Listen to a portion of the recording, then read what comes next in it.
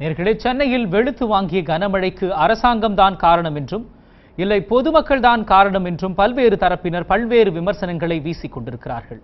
அந்த வகையில் பராசக்தி படத்தில் வரும் ஒரு பிரபலமான டயலாக்கை மழை பேசுவது போல் மாற்றி இணையத்தில் உலாவ விட்டுக் கொண்டிருக்கின்றனர் ஒரு சில சமூக ஆர்வலர்கள்.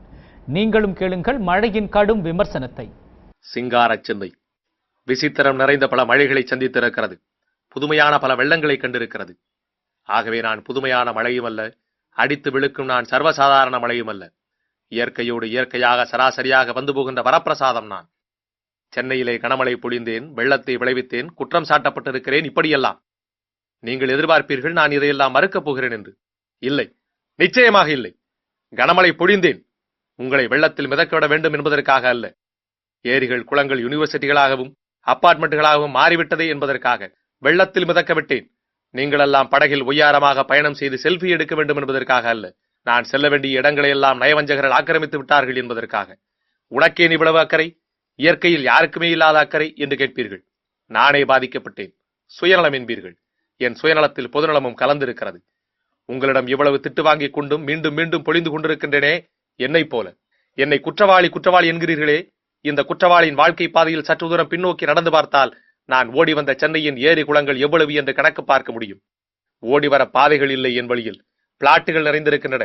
ஏரிகளை விட்டு வெளியேறியதில்லை நான். ஆனால் பிளாட்டுகளை இப்போது தாண்டி இருக்கிறேன். சென்னை மக்களே, என்னை திட்டுவதற்கு முன்பாக நான் கூறுவதை கேளுங்கள். மடிப்பாக்கம், வேளச்சேரி, பள்ளிக்கரணை இத்திருவிடத்திலே இருந்தவன் நான். இருக்க ஒரு ஏரியா, இப்போது இருப்பது ஒரு ஏரியா. இயற்கையின் தலையெழுத்துக்கு நான் என்ன விதிவிலக்கா? யார் செய்த தவறுக்காக நீ கனமழை புரிந்து விட்டு நீயே வக்கீலாக வாதாடுகிறாய்?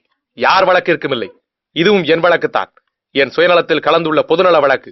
ஏரிகளையும் குளங்களையும் அழித்துவிட்டு வீடுகள், அபார்ட்மெண்ட், யூனிவர்சிட்டிகள் கட்டிய ஆக்கிரமிப்பாளர்களுக்கு நான் புத்தியை புகட்ட கனமழை புழிந்ததில் என்ன தவறு? நான் கனமழை புழிந்தது ஒரு குற்றம், வெள்ளத்தில் மிதக்கப்பட்டது ஒரு குற்றம். இத்தனை குற்றங்களுக்கும் யார் காரணம்? என்னை சென்னை முழுவதும் சுற்றித் திரிய விட்டது யார் குற்றம்? இயற்கையின் குற்றமா? இல்லை, இயற்கையை ஓரங்கட்டி 1000 ஏரிகள் குளங்களை தூர்த்துவிட்டு கட்டிய மக்களின் குற்றமா? ஏரிகள் குளங்களை எல்லாம் யூனிவர்சிட்டிகள் கட்டியது யார் குற்றம்? என் குற்றமா? அல்லது நான் வரவே மாட்டேன் என்று நினைத்து தூர்த்திய கயவர்கள் குற்றமா? இக்குற்றங்கள் களையப்படும் வரை மலைகளும் ரமணர்களும் குறையப் போவதில்லை.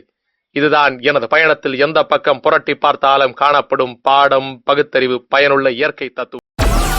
Download Moj.